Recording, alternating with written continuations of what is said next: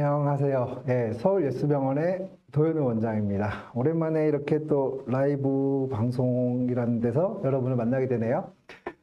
오늘은 이제 어깨 치료 중에서 상당히 중요한 부분을 차지하고 있는 어깨 주사 치료에 대해서 말씀드릴게요. 뭐 운동 치료도 있고 주사도 있고 뭐 수술도 있겠죠. 그런데 이제 주사 치료가 가장 편하면서 그다음에 효과도 괜찮은 그런 간편하게 할 수 있는 그런 치료 중에 하나예요. 그 주사가 종류가 어떤 게 있고 그다음에 어깨 주사의 특징이 어떤 것들이 있는지 좀 편하게 말씀드릴게요. 제목은 뭐 A to G네요. 근데 뭐 짧은 시간에 전체를 다 말씀드릴 수는 없고요. 최대한 많이 말씀드려 볼게요.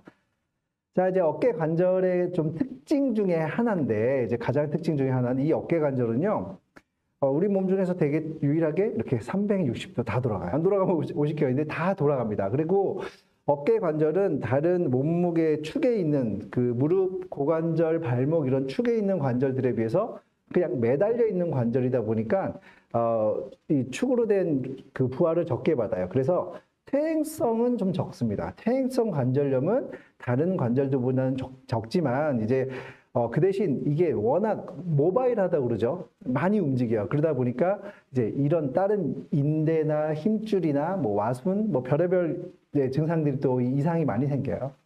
그래서 이제 어깨 치료를 할 때 이제 뭐 이제 주사, 수술 여러 가지 치료 있는데 특히 주사 치료를 할 때는 조금 우리가 흔히 얘기하는 무릎 주사보다는 좀 다른 게 있어요. 이게 뭐냐면 어깨 관절은 되게 복잡해요. 여러분들 그냥 일반인이 쉽게 무릎 위에 뼈, 아래 뼈 이렇게 얘기하기 다르게 어깨 관절은 상당히 복잡한데 그 중에서 여기가 인대고 여기가 와순이고 막 되게 복잡하거든요. 근데 그 증상 하나하나에 따라서 환자가 나타내는 증상들이 달라요. 그러면 주사 치료도 고기 적응증이 다 다르게 돼 있어요. 여기다는 요 주사, 그 다음에 이런 병일 땐 요 주사. 이게 되게 복잡합니다. 그렇기 때문에 단순히 어디서 주사 한 번 맞았더니 막 확 좋다고 카더라 하는 거랑은 좀 달라요. 그래서 의사 선생님들이 하나하나 다 보고 난 다음에 이 병은 이렇게 갑시다, 이렇게 갑시다 이런 식으로 진단이 상당히 중요한 병이 되겠어요. 그래서 그 증상 정도나 그다음에 이제 진단 목적에 따라서 이제 주사 치료가 달라진다라는 거를 일단 알고 계시면 될 것 같고요. 일단 그래서 아까도 말씀드렸어요. 질환별로 달라요. 단순히 염증인 건지 아니면 인대가 끊어졌는지 아니면 오십견인지 석회인지 충돌증후군인지 와순파열인지 여러분들 아는 모든 병들은 다 주사가 하나가 아니에요. 그래서 이럴 때는 이런 주사를 이 방향으로 놓읍시다. 이럴 때는 이런 주사를 몇 번 맞읍시다. 의사 선생님마다 치료가 다를 수 있거든요. 그래서 한 질환에 대해서도 주사 치료가 여러 가지가 있으니까 일단 그런 그 복잡하다는 것만 먼저 알고 계시면 될 것 같아요. 주사 하나하나 볼게요. 일단은 여러분들 알고 있는 주사 여러 가지 있죠. 염증 주사, 뭐 스테로이드라고도 하죠. 염증 주사, 연골 주사, 프롤로 주사, DNA 주사, 그리고 이제 콜라겐 주사. 이 외에도 여러 가지가 있어요. 근데 이제 가장 좀 대표적인 거 하나씩만 말씀드려 볼게요. 자, 일단 염증 주사라고 해요. 근데 그냥 뭐 우리가 간단한 소염제도 염증을 잡는 거니까 염증 주사라고 하죠. 하지만 여기서 말씀드린 염증 주사는 주 성분은 스테로이드 주사예요. 스테로이드라는 거는요, 여러분들 뼈 주사라고 알고 있죠? 뼈 주사 맞으면 뭐 큰일 난다. 네. 제가 여러 번 방송에서 나올 때마다 말씀드려요. 뼈주사라는 이름을 자체를 왜 우리나라에서 그렇게 붙였는지는 솔직히 이해가 안 가요. 그런데 이 스테로이드라는 주사 자체는 적시에 필요한 데 놨을 때는 정말 강력한 힘을 발휘합니다. 그래서 현대의학이 이게 없으면 이때까지 발전도 힘들었다라고 얘기할 수도 있어요. 그리고 여러분들이 무심코 맞는 주사에도 이 스테로이드 주사가 들어가 있어요. 그렇다면 단순히 스테로이드 주사는 싫어요라고 얘기하는 분들, 환자분들 외래에서 많이 보는데요. 솔직히 그분들은 설득을 좀 해요. 저도 맞습니다. 그리고 저희 어머니도 맞습니다. 그게 무슨 말이냐면요. 필요한 상태에서는 꼭 맞으시는 게 나쁘지 않다라는 거예요. 그러면 어깨에서는 스테로이드 주사가 언제 제일 효과가 있느냐? 일단 여러분들 통증이 있다는 거는 염증이 있다는 거예요. 염증 없는 통증 없다고 보시면 돼요. 그러면 어깨에 일단은 통증이 있어요. 그리고 염증이 당연히 있겠죠. 그랬을 때 원인이 무엇이든지를 떠나서 이 통증을 먼저 잡기 위해서는 스테로이드가 상당히 효과적이에요. 그 얘기는 봐봐요. 별 문제가 없어요. 어깨에 별 문제가 없는 사람이 그러면은 염증만 잔뜩 있는데 그거를 아파서 운동을 못한다, 아무것도 못하고 가만히 있는다, 나중에 이거는 오십견으로 발전을 하겠어요. 그러면 굳어버려요. 그럴 때는 얼마나 더 심한 통증이 나중에 오거든요. 재활도 오래 걸리고요.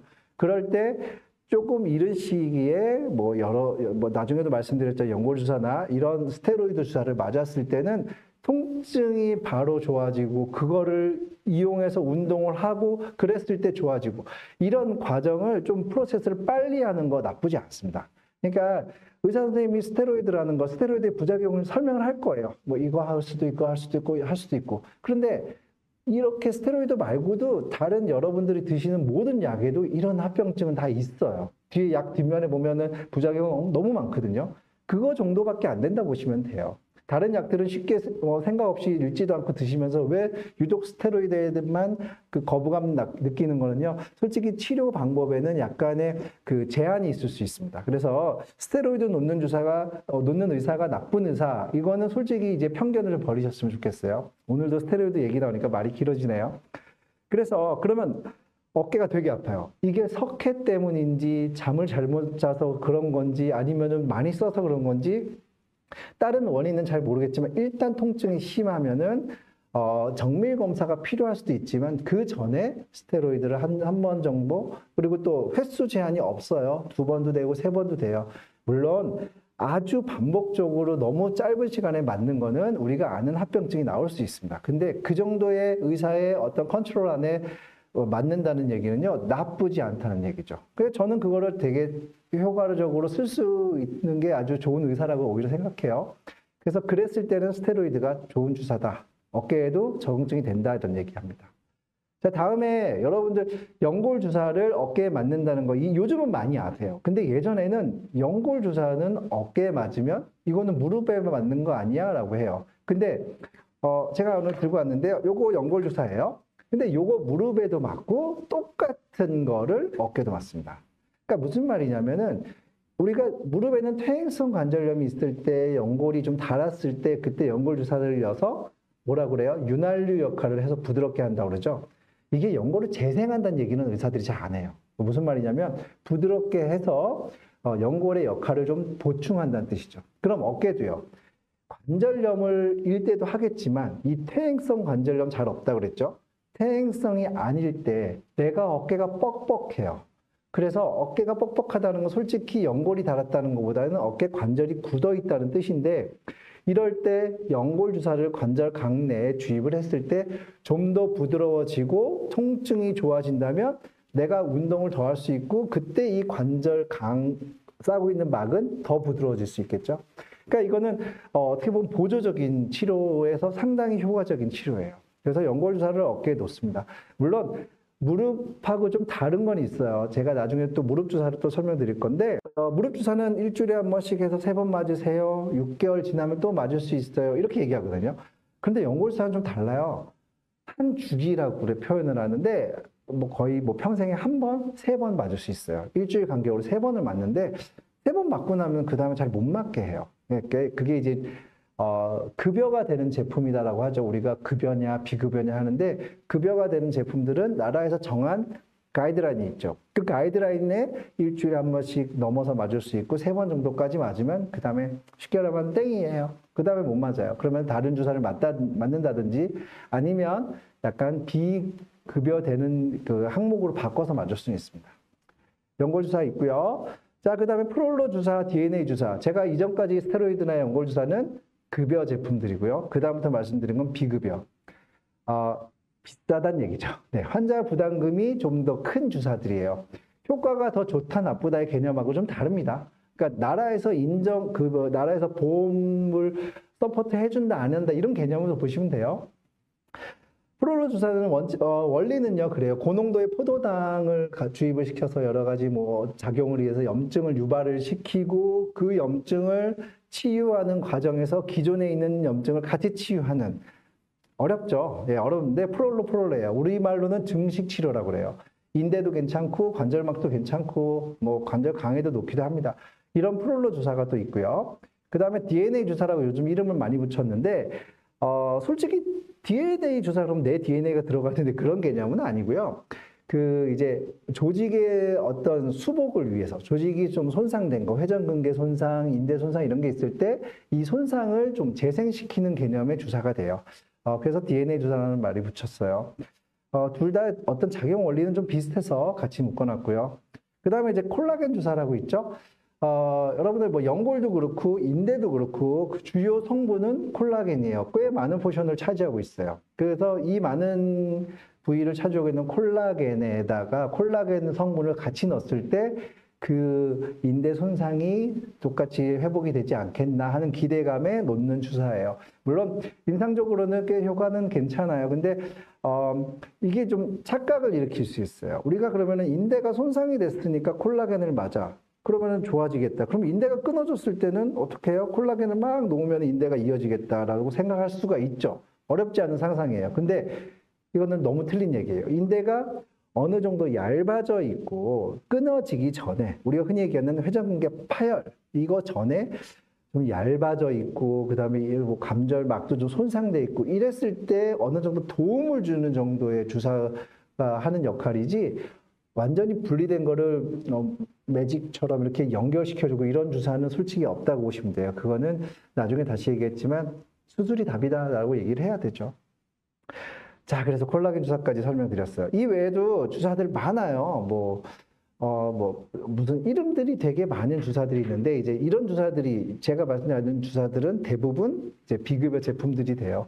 뭐 여러분들이 궁금해 하실까봐 잠깐 언급을 드리면, 우리가 이제 제가 말씀드린 보험 적용은 의료보험을 얘기하죠. 나라에서 하는 의료보험인데, 실손보험이라고 있잖아요. 이런 거에는 또 의사들이 어떤 식으로 권고했던 치료에 대해서는 또 실손보험에서 적용되는 부분들이 꽤 많이 있습니다. 이거는 이제 여러분들이 뭐 번외로 약간 이제 비용적인 문제에 대해서 고민했을 때 뭐 의사랑 상의하시면 그것도 이제 대답을 해주실 수 있을 거예요. 자, 이렇게 뭐 이것저것 좀 주사들이 많아요. 그 주사 놓을 때 뭐 초음파를 보내, MRI를 찍고 보내, 막 저희 별의별 얘기 선생님들이 얘기하잖아요.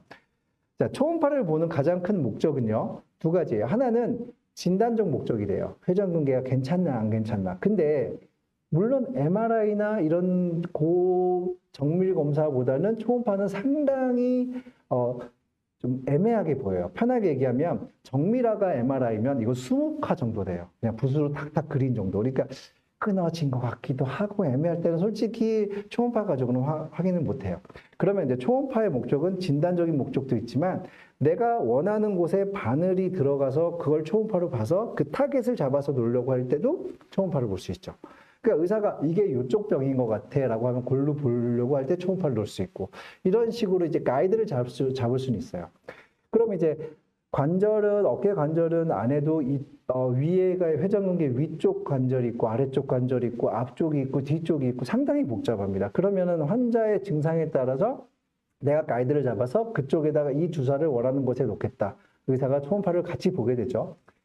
이런 여러 가지 이제 툴이 있어요. 그러니까 이 기구가 있고 그다음에 우리가 나중에 MRI를 찍게 돼요. 너무 아프면 MRI도 의사 선생님 찍자고 하는데 수술할 정도는 아니다. 그런데 여기가 요 부분이 안 좋다. 그러면 이제 그걸 또 이제 거기다 주사를 놓죠. 그럴 때 주사 성분이 이거는 연골 주사가 좋겠다, 콜라겐 주사가 좋겠다, 그 다음에 뭐 스테로이드 주사가 좋겠다. 물론 같이 맞을 수 있어요. 근데 대부분 의사 선생님들이 연골이랑 콜라겐이나 플로롤은 같이 놓지는 않고요. 연골 주사나 스테로이드, 콜라겐 주사나 스테로이드 이렇게는 같이 놓을 수는 있어요. 그래서 그거는 의사 선생님의 어떤 그 상황 판단에 따라서 다른 거니까 맞다 틀리다 얘기하시기에는 조금 그냥 내가 어깨 아픈데 이 주사 맞냐 아니냐 이렇게 얘기하시는 되게 단편적인 얘기가 돼요. 주사 여러 가지 얘기를 했어요. 근데 뭐 어떤 주사가 낫다라고 제가 한 번도 얘기한 적이 없죠. 환자마다 달라요. 환자한테는 이 주사 놓으세요. 옛날에 저쪽 봤더니 난 플롤로 맞았으면 좋겠다. 오른쪽에 플롤로 맞았는데 왼쪽이 아프다. 왼쪽 놔주세요. 뭐 그럴 수 있죠. 근데 증상이 다르면은 거기에 대한 주사의 용법이나 위치도 달라집니다. 제일 중요한 얘기인데요. 어깨 관절에서 수술을 해야 될 경우 분명히 있어요. 회전근개 파열, 뭐 심각한 석회, 여러 가지 이제 수술적인 치료. 그 다음에 주사가 지금 제가 뭐 말씀드리지만 맞는 치료는 아니거든요. 그러니까 이걸 다 했을 때도 통증이 있을 때는 분명히 수술이 필요한데 그럴 경우에도 주사로 끌고 가는 거는 어떻게 보면은 그 후에는 환자가 원해서 가는 영역이 될 수가 있어요. 의사가 이거는 회전근개가 안 좋으니까 수술을 합시다. 회전근개 파열입니다. 근데 의사는 환자는 수술하기가 싫어요. 그럼 나 일단 주사로 갑시다. 근데 이 주사는 의사가 뭐라 그러냐면 놓으면서 이거는 치료가 되는 게 아니고요. 증상이 완화될 거예요. 좋아지겠지만 다시 아프시면 수술 꼭 고려하세요. 이제 이렇게 얘기되는 거죠. 응급사항이라는 건 별로 없기 때문에 그 어깨 관절에 대해서 응급사항이라는 건 없기 때문에 질병적인 측면에서는요. 무조건 빨리 안 하면 안 됩니다 하고 얘기하시는 선생님들은 별로 없어요. 근데 이거는 언젠간 할 겁니다라고 얘기하는 의사 선생님들은 많죠. 그때는 이제 주사 맞고 괜찮아서 꽤 오래 살고 재활도 잘하고 해서 안 아프시면 상관이 없지만 통증이 있는 거를 갖고 가면서까지 주사 치료에 매달리는 거는 상당히 바보 같은 생각일 수 있어요. 네, 그래서 그렇게 알고 있으시면 될 것 같아요. 뭐 저희가 그래도 의사 환자분들 볼 때 이제 실생활에서 많이 쓰는 주사들에 대해서는 이것저것 좀 얘기를 해봤어요. 오늘 라이브는 여기까지 마칠게요. 그리고요, 제가 지금 준비하고 있는 게 무릎 주사 제가 또 설명드릴 거거든요. 그때 또 다시 한번 찾아봐서 그래서 이제 무릎 주사에 대해서 설명드리겠습니다. 감사합니다. 예스병원 도현우 원장이었습니다.